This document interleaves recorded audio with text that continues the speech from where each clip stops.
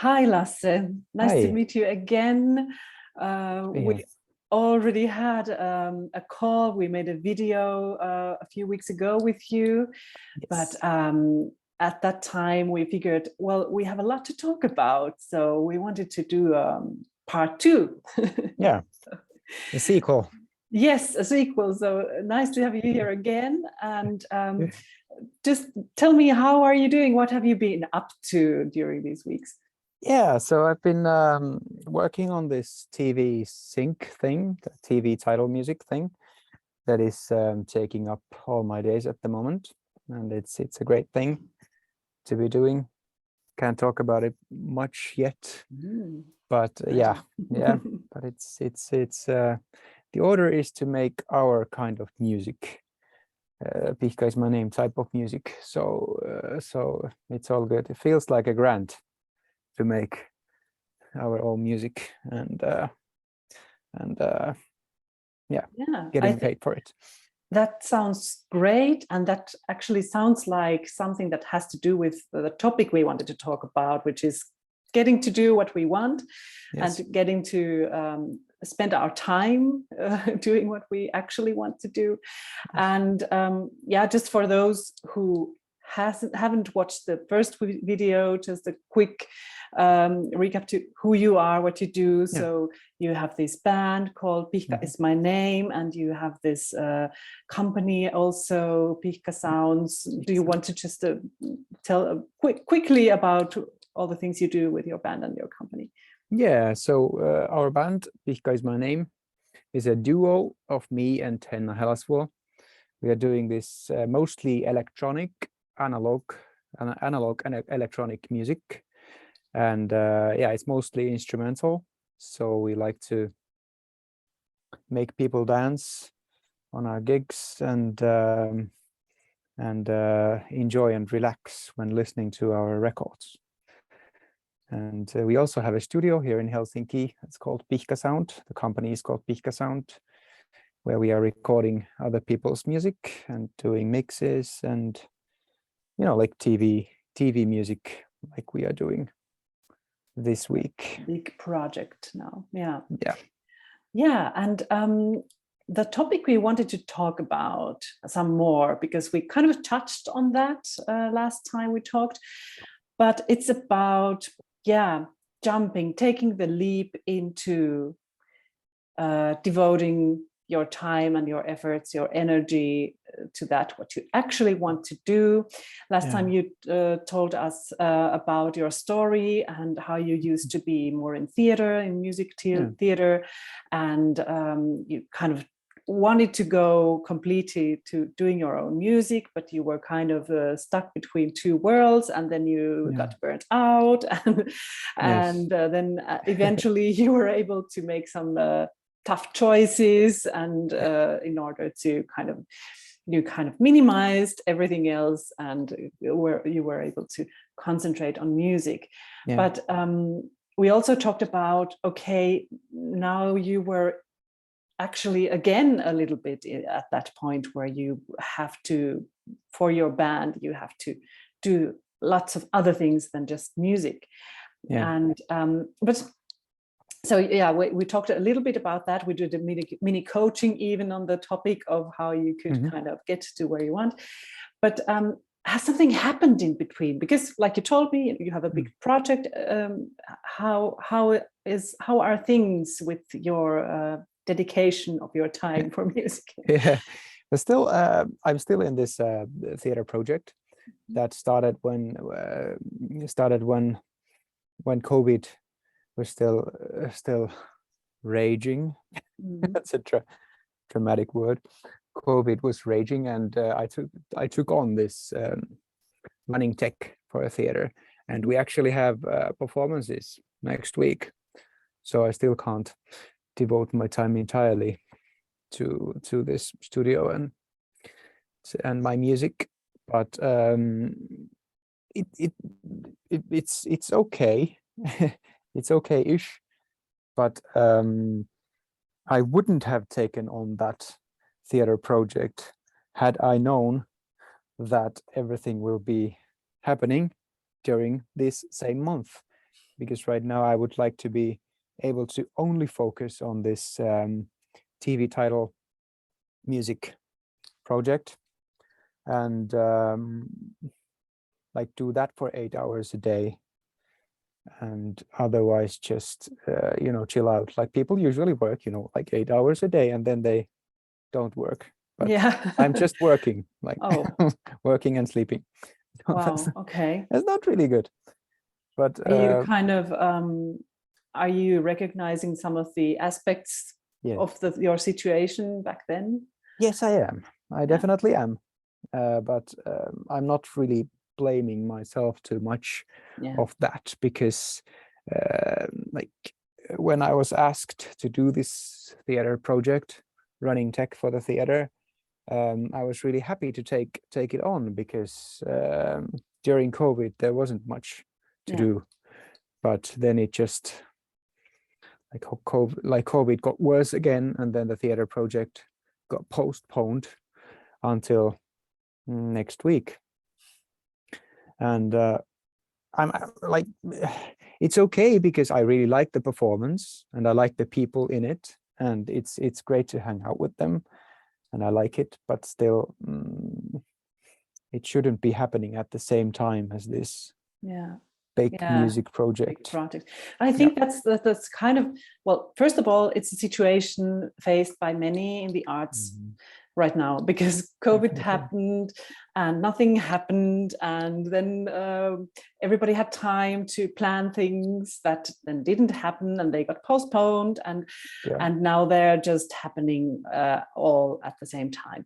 But there is another aspect I was thinking about when I was listening to this, because I'm kind of going through a similar thing right now. Yeah.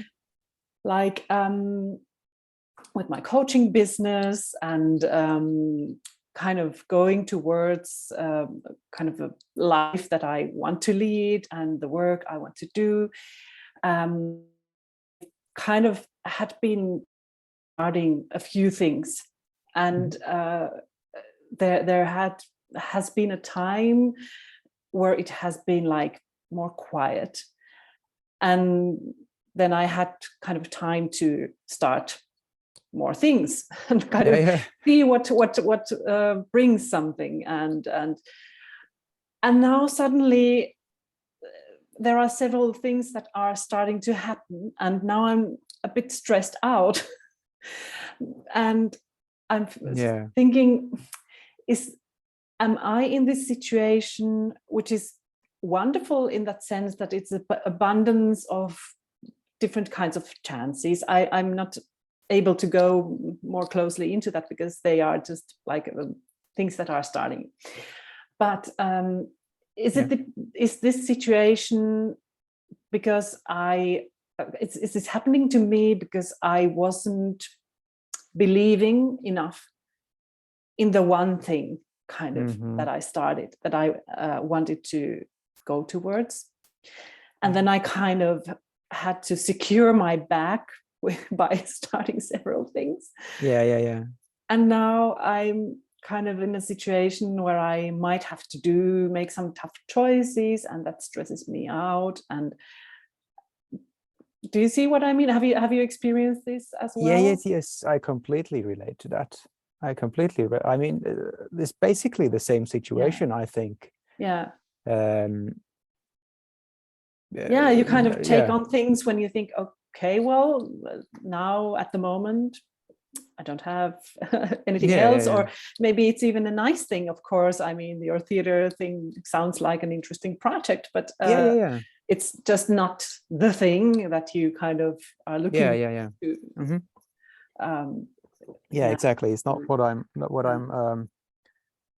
it's not what I would prioritize at the moment. But of course you're gonna take it on if somebody calls you and asks you to come and work for them, and you're getting paid for that. And if you don't have that much on your calendar, of course you're gonna take it on, be happy about it. But so is this a problem? Is this a problem at all? Like, should we just maybe be happy and grateful about the opportunities, and then kind of think about it as a phase of life, like, okay, now there is just, it's kind of it's life is cyclical. Now there is a moment in time when there is just a lot happening, and it's going to pass. It is hopefully going to pass, this moment of being too busy, but if the busyness drags on and on, and it just and doesn't, and you never get to have like a proper holiday, or not even a holiday, just like a normal routine like schedule, like those, you need those periods when it's just routine, and then you can have time to fix something that is broken in your working place, or in your kitchen or something like that, because if the busyness just drags on, you're never going to have time to properly do those things, and that's the path to burnout, and that's the path to burnout, definitely. And but that's an encouraging thought, that maybe things are not bad. I mean, maybe it's just like a phase of being too busy, and better times are on the way. Like, I'm thinking, is it ever perfect? Like, is Yeah, like in the life of an artist or a freelancer or an entrepreneur or whatever. Like, I think many of us are looking for this life where we get to do what we love in proper amounts, where there's like this this nice rhythm, where it's not too little and not too much, and we kind of can live this comfortable life doing what we love. But it's sometimes seems so hard to get to that state. Like, it's either or, like it's either very quiet, or then it's just too much. Or have you had a phase like that where you are like, oh, now I'm just no? It's a good question. I guess because because I sort of know what it is like. And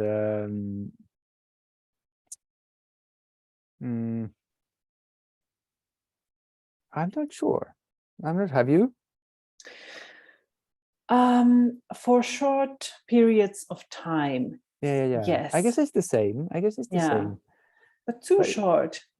Too short. But that's a good point. Like, it's never going to be perfect. So why complain about it? Maybe that would be kind of something we could just remember when it's quiet also. Just, okay, enjoy this calm now, and don't stress, like other kinds of times are coming, and now you kind of need to gather your strength and maybe focus on self-care and enjoying just the normal life. And but then we all often just stress out about, okay, what's the future bringing? You do stress out about that. And also in this business of doing music or culture, the business of culture, if you're in that business, you are never going to have a lot of money, especially if you're kind of underground. Like, I see myself as an underground artist. And I think we talked a little bit about this last time, like not having a big enough buffer in your life. Like, you should have at least like 3 months of a buffer in your bank account. But that has very, very rarely been the case. And if you just have like a 1 month's worth of a buffer, then and do not have enough work and do not have anything at this moment, then you're definitely going to be stressed out about paying, rent. And it's that simple. I mean, easier said than done. Like, don't stress. This is just a phase. But like, you're like, well, I do have to pay my rent. Yeah. But I completely agree that you should be able to take that phase, just like that calmed down phase, as a moment to regroup, gather your strength, and fix your broken stuff. But it's difficult. It's obviously. difficult. But I mean, you can still, even if you're taking it easy, you can still do things to make things happen so that you can pay your rent the next month. It doesn't, like, you don't have to be in complete sleep and not do anything and take steps. But so, but have you have any thoughts about this leaping thing after we talked about it last time? Like, because that's kind of the hard thing to figure out. What's the point where I can say, okay, now I can trust my dream. Now I can trust this, what I want to do, and I'm going to leave everything else in order to focus on this. Like, what are your thoughts today about that? I'm getting more confident about it, because getting a little bit more confident about it. I mean, in this month there are a few grants to apply, and that's always a bit unnerving, because if you get the grants, then it's going to be a lot easier next spring to do stuff. But we are talking about that a lot with Henna, my partner here at the studio, about trusting this thing that we have, because now for like 3 years, actually more than that, for a couple of years at least, we have had enough work, we've had enough gigs, and people are writing about our music, and it would be really, really weird if it were to just like go away immediately. It would be really, really like how could we like completely f it up at this point? Like, how on earth would we able to even be able to do that? And we have been talking about that even after our conversation last time. I think you've realized something that I actually realized also after our last. Interesting. I kind of realized that I myself, for example, have been in kind of a lack mentality, where I'm kind of seeing where I am not yet. Like, I'm seeing the big picture where I want to be at some point, and I've just seen the distance, and like, why am I not there? Why isn't this and this and this happening? And then I realized this mindset is not going to take me to where I want. I have to realize what I've already done. Like I have done so much, and I have accomplished many things, for example, now with my coaching business.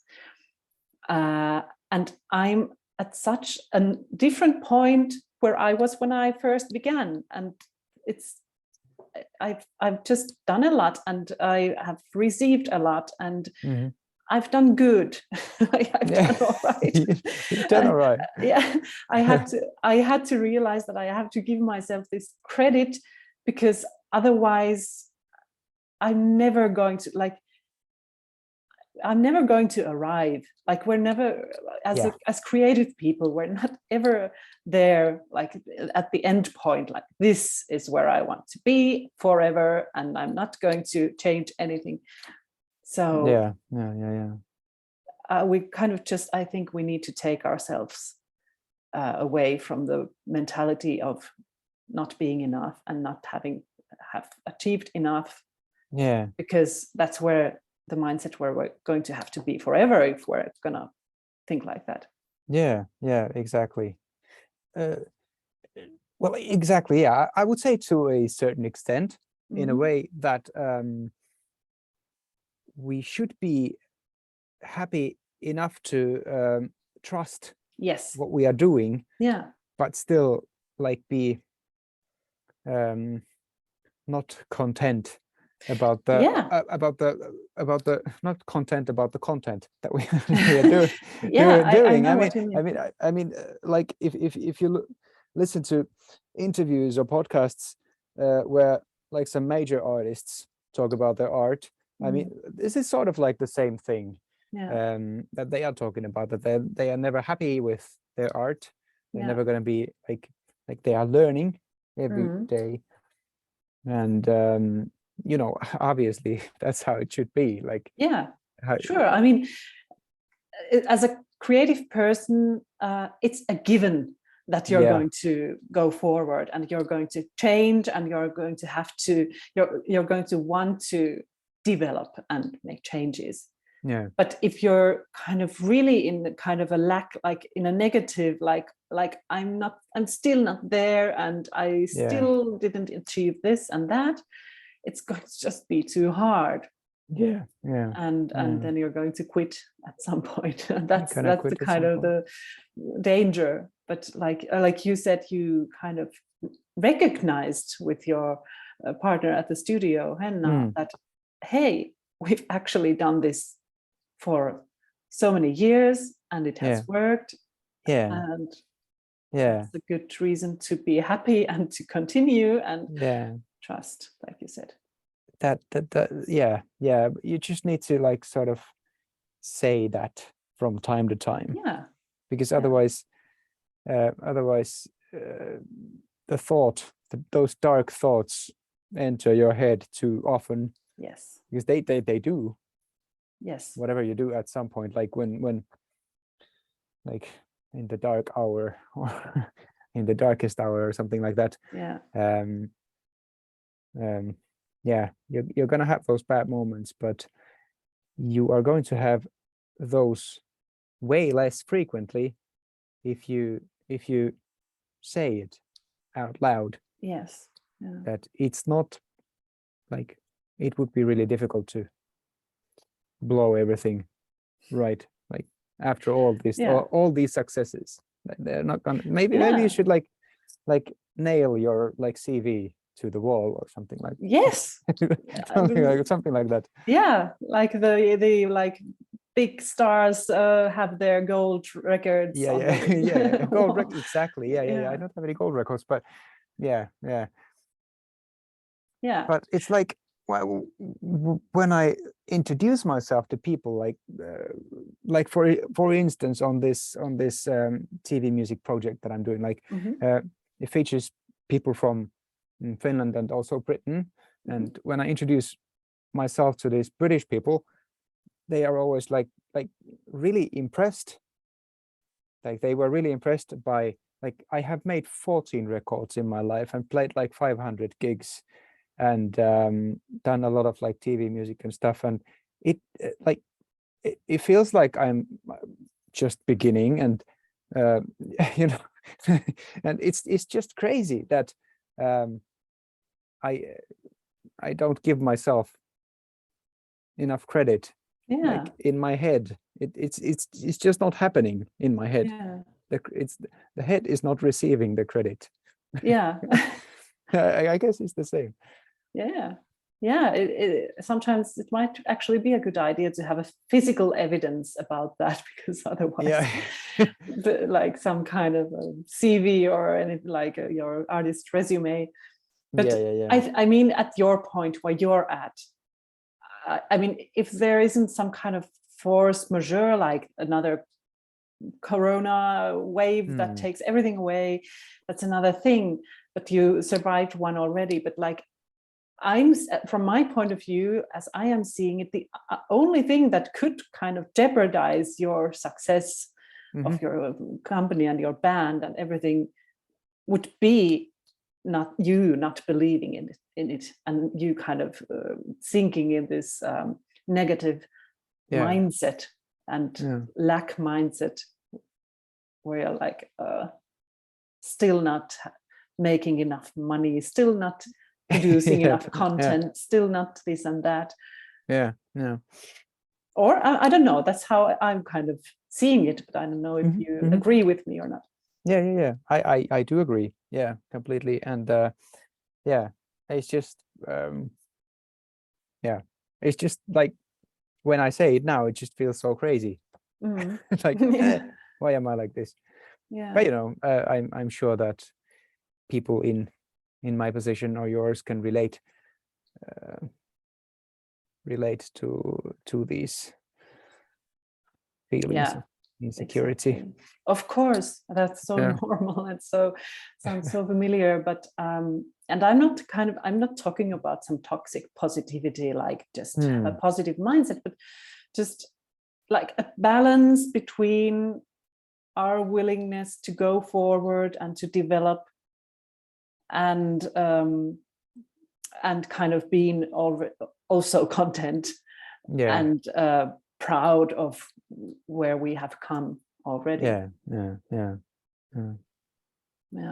Because as creative people, you are the ones who need to kind of keep this mindset for us, the others as well, kind of this creative, positive, like changing the world for the better, and living your dream and making things happen and creating new things in the world. I like, people tell me that, my friends tell me that like, I have friends who envy that we have this studio, and that we have gigs, and that we are doing this TV music thing, and that,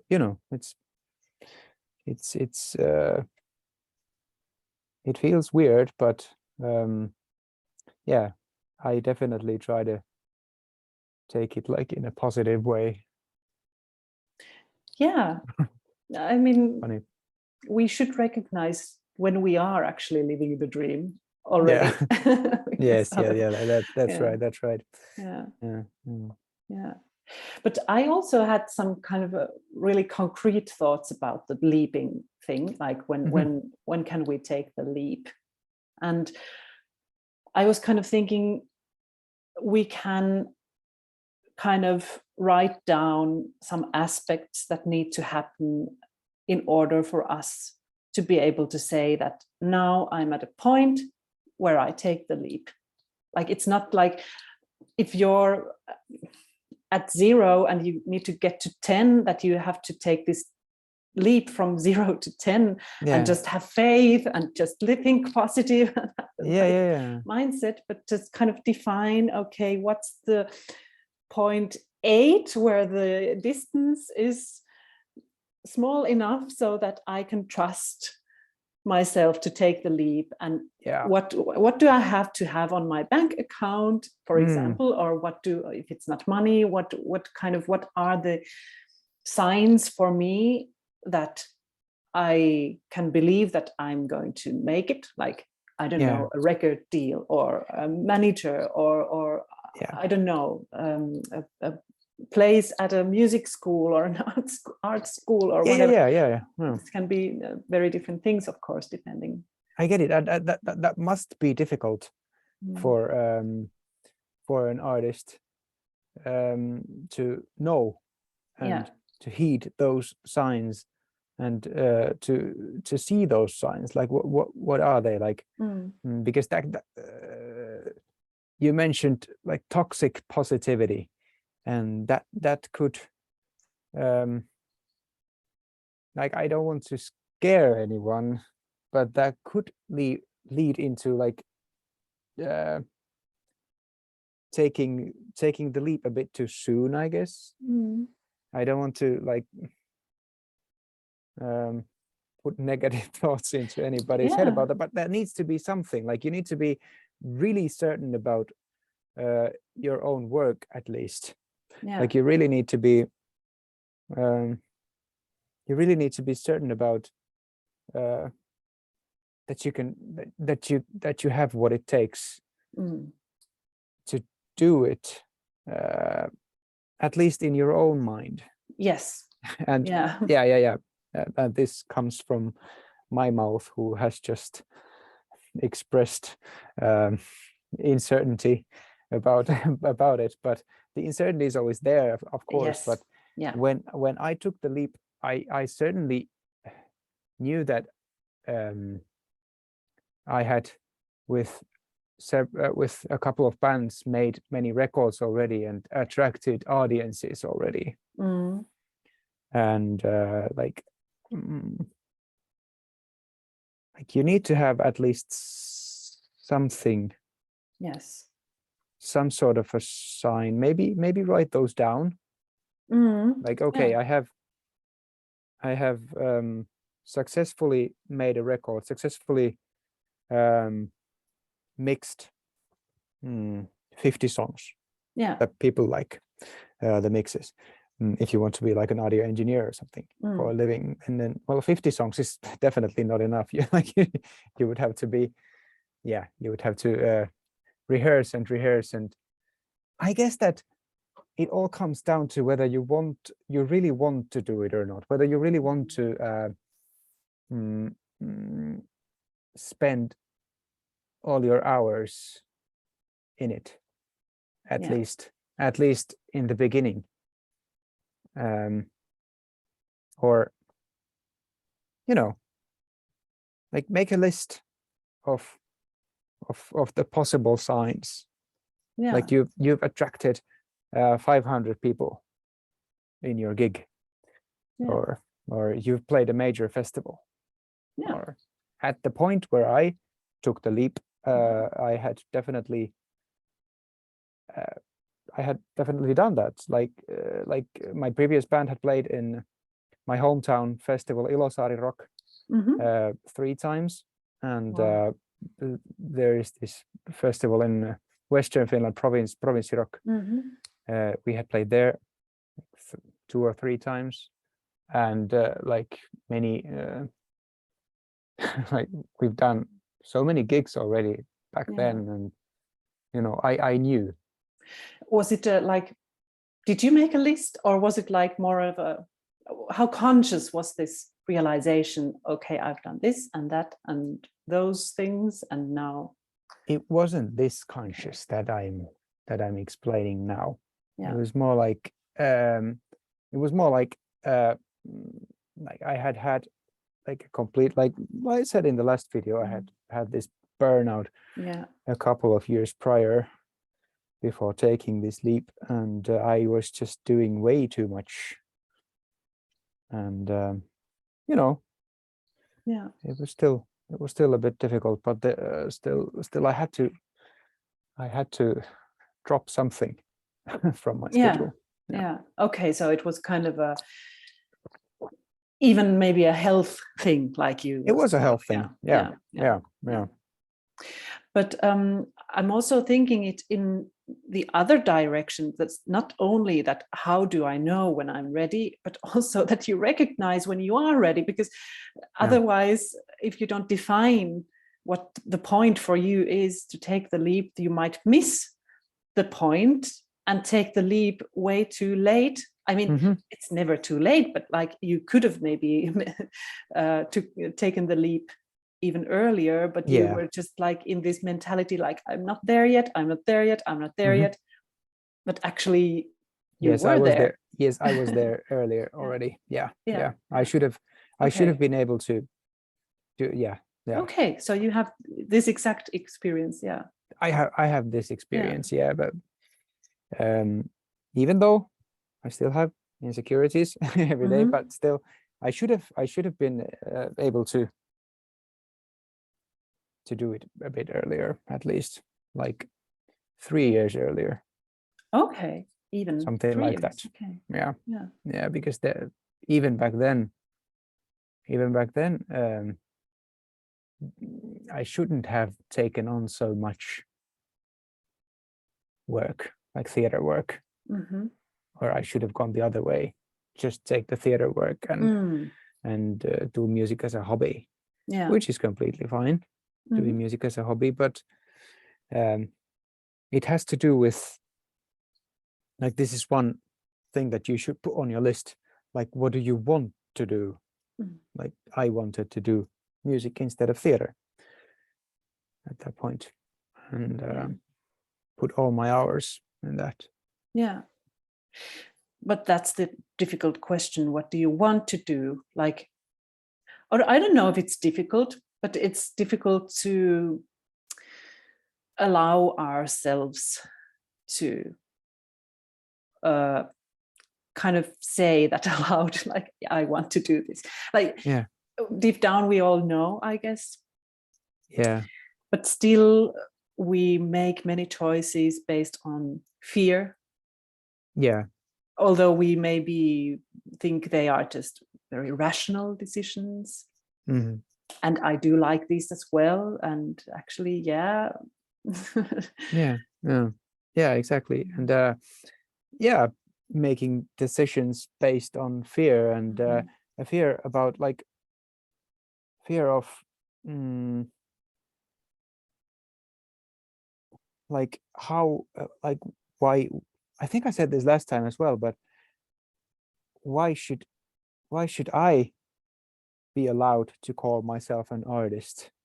Yeah, I think we talked about that. Yeah. Like why, like, because so many people want to do this. They're like, so many people are producers, so many people are, because you could just grab a laptop and make music, make beats, and that's fine. But like, why should I have something more than all those people? Like, more in a way that because a lot of those people who make those beats on their laptop also have, like, a day job, and they're artists only like 50% of the time, or as a hobby. Why should I be allowed to, I'm Lasse Turunen, I'm the artist. Yeah. I recognize this thought, and I think that's a very common thought. But then I'm thinking, okay, well, anybody of those would be allowed, but they just don't make the choice. Yes, but exactly. You do make this choice, and that's why you are Lasse Turunen, who is making art full time. It's definitely a choice. I mean, I guess it's the same with being a coach. Like, like taking the position of telling people that maybe you should try this and that, and like something that you are really good at, but you have definitely, like, taken that position. Yes. Yes. That's a good point. Yes. Why do I think I get to tell people? Well, the kind of coaching I do helps me with this question, because I'm not actually telling people what to do, but I'm kind of helping them to figure it out themselves. But I'm struggling with this kind of, for me, it's a bit, I have to say, I feel it's a bit of a white privilege thing, like I'm taking a step towards this, my dream career, and I'm sorry, I have some kind of a notification here. My dream career, and kind of making my life to look the way I want it exactly, and doing my dream job. And at the same time, I'm having thoughts like, well, there is so much bad in the world. There are so many people who have to do some kind of a shitty job just to get by. And so, like, these thoughts, like, who am I to kind of spend my time to kind of making my life look like I want it to look like. Yeah. Even if I am kind of course, my goal is to help people with the work I do, but Yeah. it's just There is this saying slash joke about first world problems. yes. All of these things that we are talking about in these videos, they are first world problems, but they are still problems, and And you know, it's everything is in relation to where we grew up, and you know, we can still be unhappy even though we live here in a very privileged situation. And then I also think, okay, well, I'm in the profession of making people feel happy, so so it's I mean, an artist needs to be able to do their art, and if they're struggling and if they're depressed and they don't believe in themselves and they are in a crisis situation all the time, they're not okay. Good art comes from that as well, I have to say, but still, we need artists who are happy and who are content and who are able to do their work. And that's just something that adds something good to this world, that doesn't take anything away from anyone. On the contrary, what are we actually living for if we're not making art and bringing joy into this world?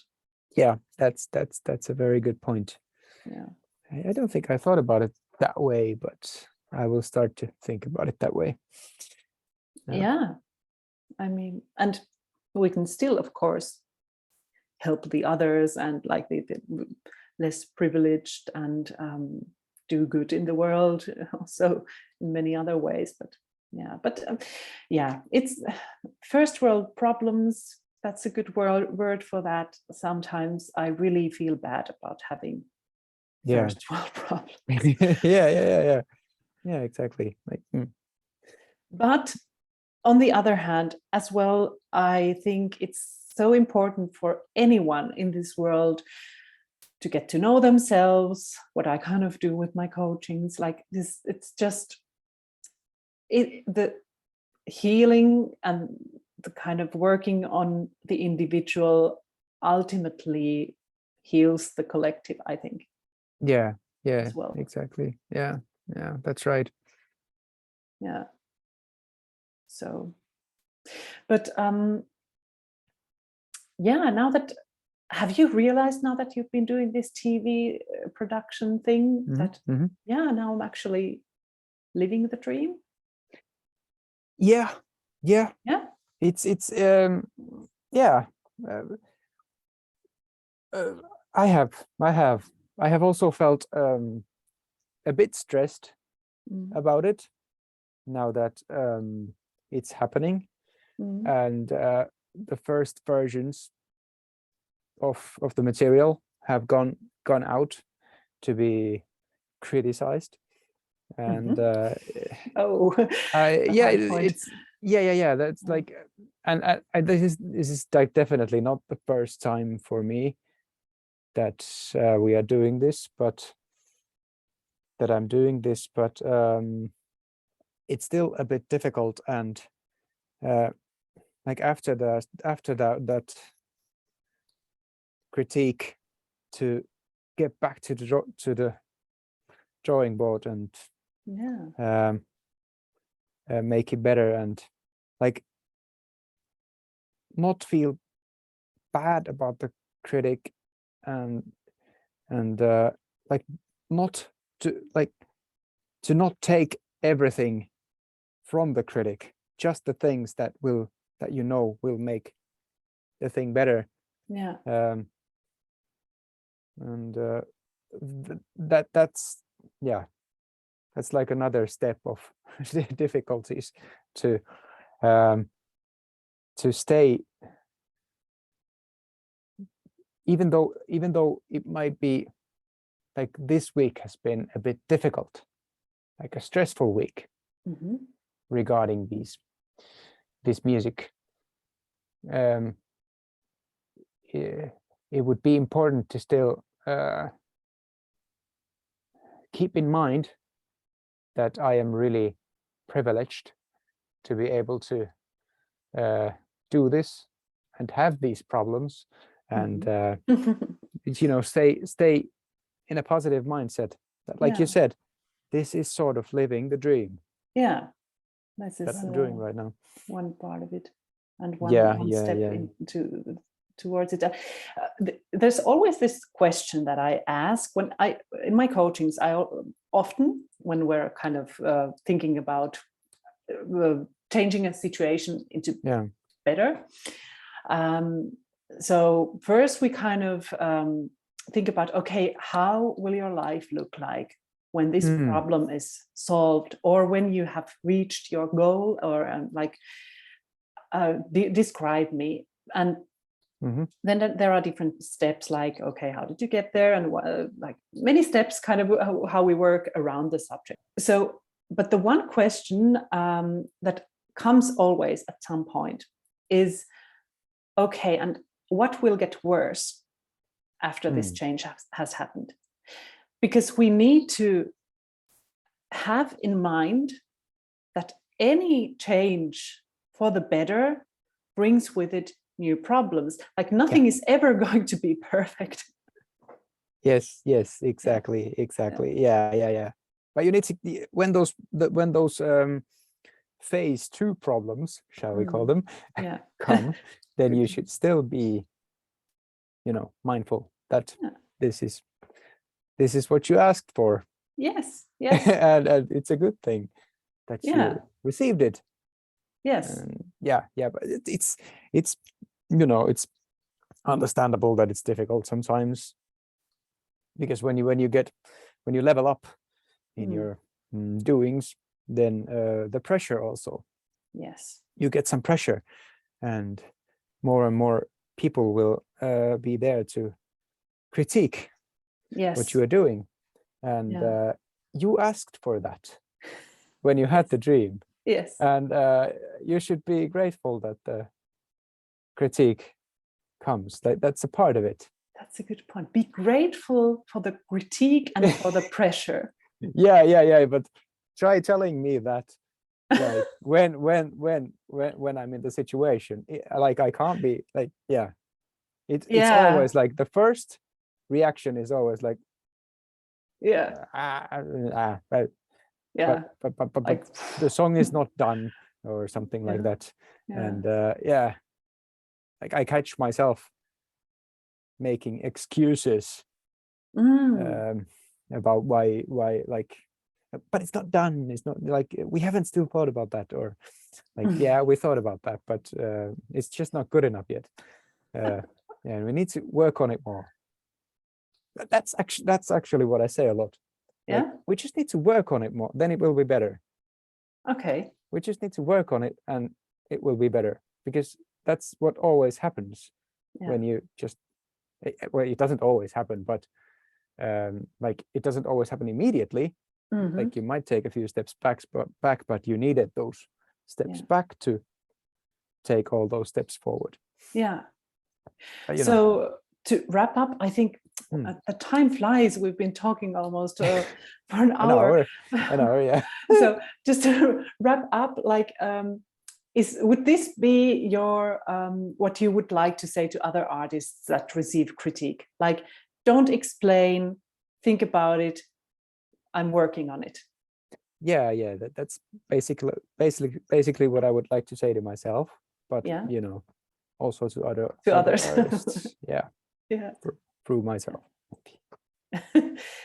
Because everybody gets critique as an artist, or whatever we do. Like, as soon as somebody notices us, there will also be critique. And a bad kind of critique we can just let be, but the kind of good kind, we should just kind of swallow it and think about how to make this better, and think about that, okay, this is I'm going to get better through this experience. It's pretty obvious when the critique is the good kind or the bad kind.